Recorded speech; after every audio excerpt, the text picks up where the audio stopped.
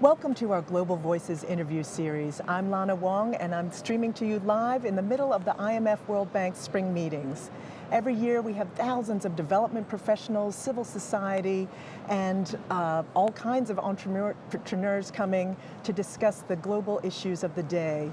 And we're so pleased and honored to have with us today the UN Deputy Secretary General Amina Mohammed, who was instrumental in designing the UN Sustainable Development Goals, and she's a true champion for climate action, a topic that we'll be discussing today.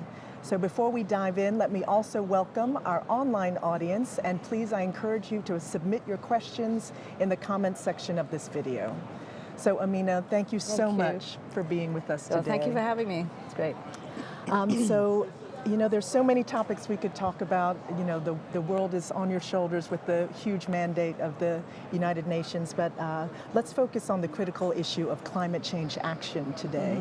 So earlier, last month, you were in Nairobi for the One Planet Summit, where governments around the world agreed to the Africa Pledge.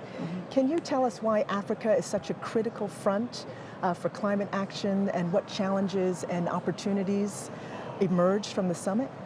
Absolutely. I mean, our opportunity to be in Nairobi and to have this pledge and to see how Africa is stepping up to what is not a problem created by Africa, but Africa carries the burden.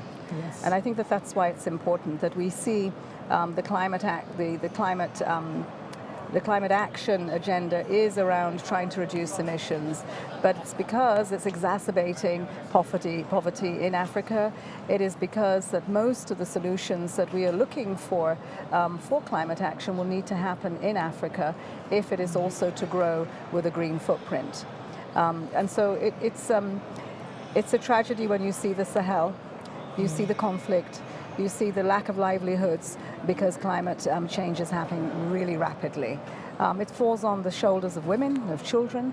Young people lose hope because the livelihoods are not there. They're pushed into forced migration.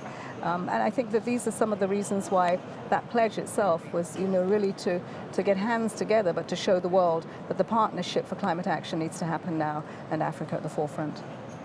Great. And so the Intergovernmental Panel on Climate Change, the IPCC, recently published a special report that said that it's still possible to limit warming to 1.5 degrees Celsius, but this would really require rapid, far-reaching, transformational change on so many levels. So can you tell us a bit more about the climate targets that the IPCC has put forward and where the most investments need to be made to reach those targets? I think to simplify it, the Paris Agreement really put on the table a plan for each country through the national determined contributions, which was how are we going to reduce that carbon footprint and what are we going to put in place of it, alternatives in an energy mix that should transition to renewables. What are we going to do about the way in which we consume and we produce? So individually and collectively, the targets that we put in our current NDCs are not very ambitious. It's just over 3 degrees. To get to the point where we need to be carbon neutral in 2050, it's a huge lift. The biggest lift is to find that every single head of state and government is a champion for climate action. I think we can't underscore that more. They must be champions for climate action. Following that is a partnership to make that happen with governments because they can't do it alone. The private sector needs to change its business model. People need to stand up and they need to put their, I would say, their money where their mouth is, the purchasing power of young people, of communities, to change the way in which we consume, so that also reduces the footprint and allows us reach the 1.5 degree world. It will be a very much different world, but one that's better for our well-being, one that's better for social cohesion, one that is better even for the job market. Because the green technologies and what they do to empower people, to bring people together, they're phenomenal, and we just need to know more about them and to get connected and have the investments. We're in the IMF World Bank meetings. We have to say that the resources are there to take the billions to trillions on the SDG agenda. What we need are the solutions, the tools, and the wherewithal to unleash those resources that will back many of the solutions to climate action. Fantastic. So last September, the Secretary General called upon world leaders and stakeholders to come to New York this September for a climate action summit. and we're hoping to mobilize collaborative and transformative action, again, on all levels of society. So people are really eager, I think, now for real concrete action on climate. What do you think we can expect from the summit this fall? Well, we've got great people who are coming around to support what are essentially 9 areas that we think will give us the ambition. As the Secretary General says, you come to New York not with rhetoric, but with a plan. You leave New York with commitments and actions you will take.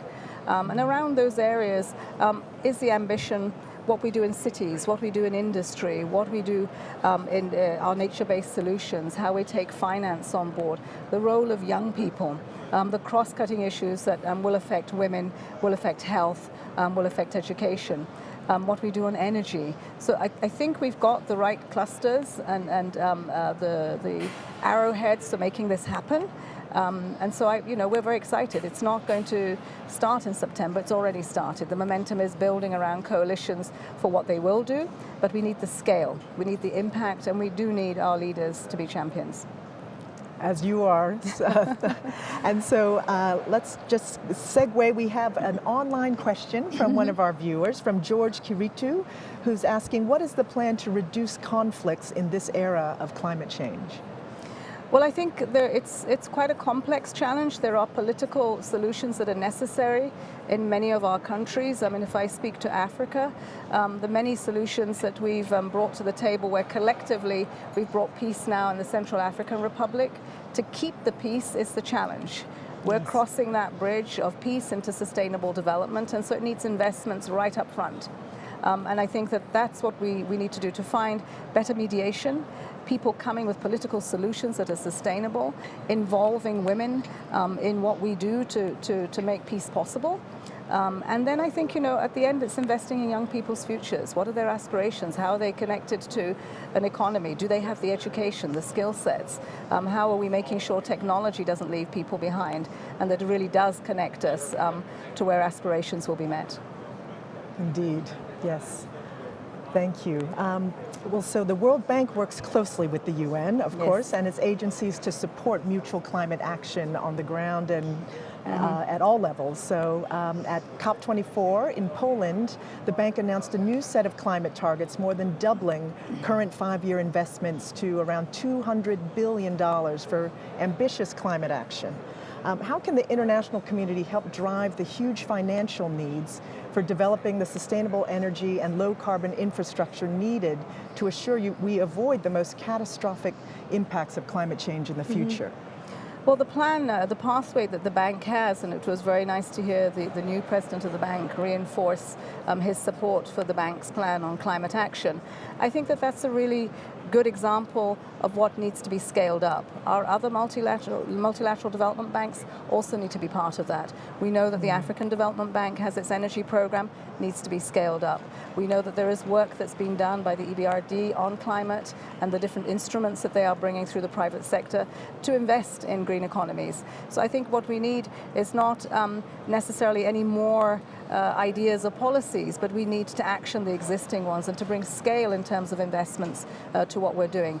We have an SDG agenda that needs to go from billions to trillions, and in many cases we're still talking about millions.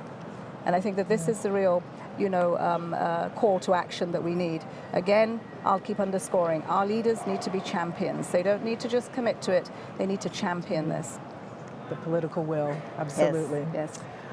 So 2050 is approaching, and emission targets peg 2050 as a critical year to reach carbon neutrality. But as you know, unfortunately, we are far from turning the corner towards a carbon neutral future. Emissions are expected to reach record levels this year, and the concentration of carbon dioxide in the atmosphere has never been higher. The consequences of not moving forward are greater than ever, and we've already seen and felt the impacts of greater warming. So with all of that in mind, and I know you've mentioned the role of youth before, but what do you think people like the Swedish climate activist, Greta Thunberg, I know, amazing. How can youth help us achieve these targets, and what would you recommend to the youth and young leaders around the world? What actions could they really take to support these goals? I think on the ground in countries, they need to build movements. They need to bring their voices to parliaments where laws are enacted, budgets are approved. They need to call out their heads of state and government to be the champions for climate action, because whatever we do today will determine what sort of a future they have.